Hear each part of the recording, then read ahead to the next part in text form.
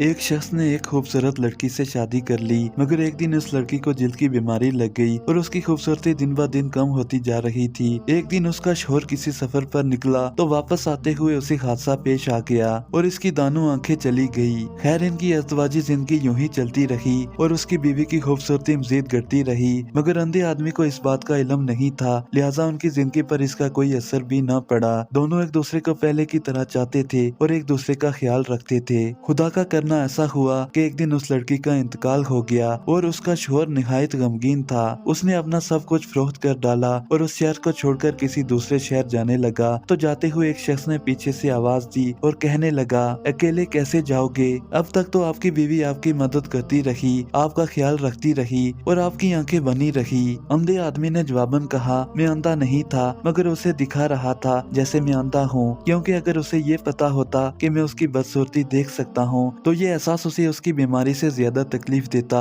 इसलिए मैंने अंधा रहना ही मुनासिब समझा। वो बहुत अच्छी बीवी थी, मैं बस उसे खुश रखना चाह रहा था। अब अगर लड़की नहीं रहना चाहती या मर्द उसे रखना नहीं चाहता तो दोनों सूरतों में तलाक जरूरी है। तलाक के बगैर लड़की किसी दूसरी जगह शादी नहीं कर सकती, क्योंकि निकाह पर निकाह करना हराम है। निकाह के वक्त अगर हक महर तय पा गया था और खलवत सखीखा नहीं हुई तो ऐसी सूरत में आधा हक महर वाजिबुल अदा है, मर्द को देना पड़ेगा। और अगर खलवत सखीखा हो चुकी थी तो ऐसी सूरत में मर्द को पूरा हक महर अदा करना पड़ेगा। अगर लड़की चाहे और वो अपनी जान छुड़ाना चाहती है तो हक महर माफ भी कर सकती है, ताकि वो शख्स इसको आसानी से तलाक दे और ये लड़की किसी दूसरी जगह निकाह करे।